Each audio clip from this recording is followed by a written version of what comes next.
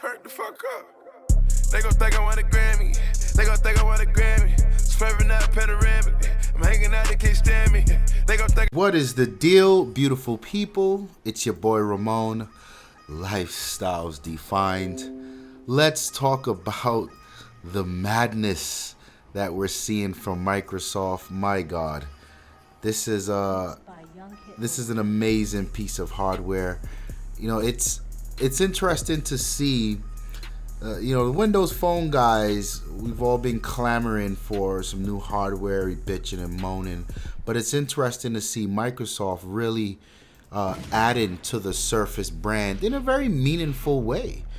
So these rumors were out and about for a while that the next Surface would be an all-in-one, and it was sort of like, why would they do that? Why would they go after that? And then you go, oh, that's right, the that iMac or whatever the hell Apple calls that thing, that exists, sure, and you sort of say to yourself, is it or would it be worth it for Microsoft to go after them in such a niche market?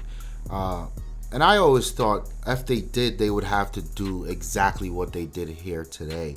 They would have to go after it in such an absolute manner that there's no question that their product is better or serves a different and a more purposeful meaning. So that's what we see here with the now coined Surface Studio. It's an all-in-one PC with a 28-inch display. What's different that we usually see here is all the internals of the computer is actually in a base. And that allowed Microsoft to really get the display super thin. According to Microsoft, this is the thinnest 28-inch monitor ever made. I don't have my measuring tape, so I can't dispute that fact. But it looks pretty dope. So you've got the design of the display, the 28 display, on what they're calling these zero gravity hinges. So those hinges actually reveal the dopest part of the entire concept here. Is you can pull that display down from an upright, straight 90-degree way down to about 45-degree angles, I think it is, which is something that would be very familiar with a lot of artists. So that is super dope. And then the base itself has got some very meaty specs. So you can get up to 2 terabytes. It comes with 1, but you can get up to 2 terabytes of storage. There's 4 USB 3. Oddly enough, there's no USB Type-C port on there. I thought that was interesting.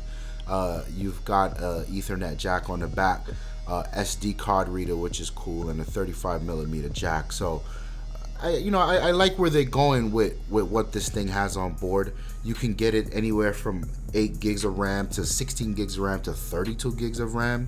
It comes with the graphics card is I think is a 680. Well, there's different graphics cards, so you can get not 680, it's a 965. You can get a 9 or 980, and of course those graphic cards are like the i5 with the 2 gigs of onboard GDDR5. I think I said it right. Or you can get the i7, which is the balls to the wall version, with the GTX 980M, but 4 gigs of RAM.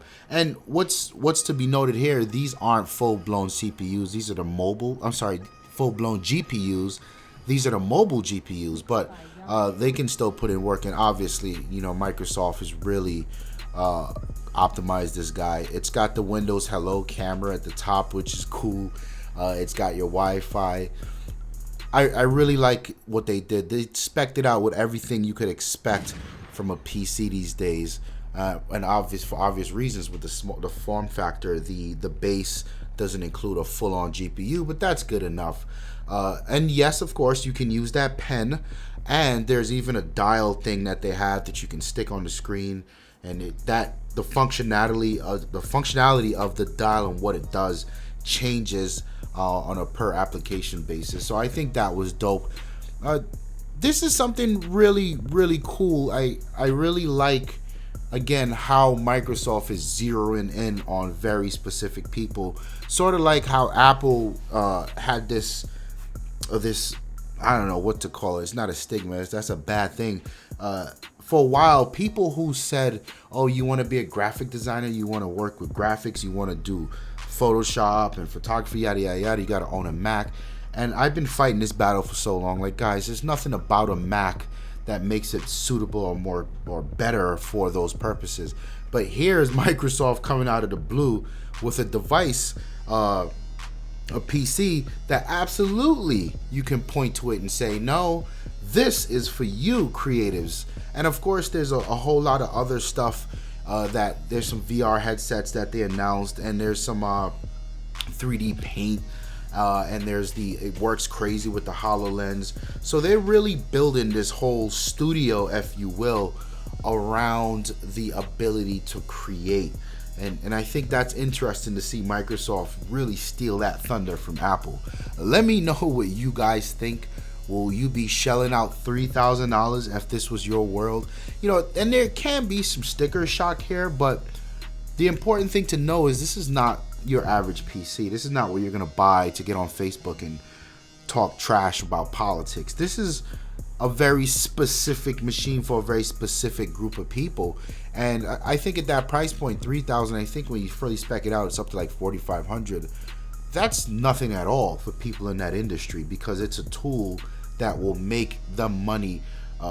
Very, very often it will pay itself back within the first gig. So you got to really put it in perspective that way. But let me know if you guys like this thing, man. I think it's super dope. I like what Microsoft is doing here. I wish they could find a way to be innovative like this with Windows Phone. But yeah, holla at me, man. Like the video if you like it. Hit that subscribe button. Plenty more content coming. My name is Ramon. I'm out of here. Peace.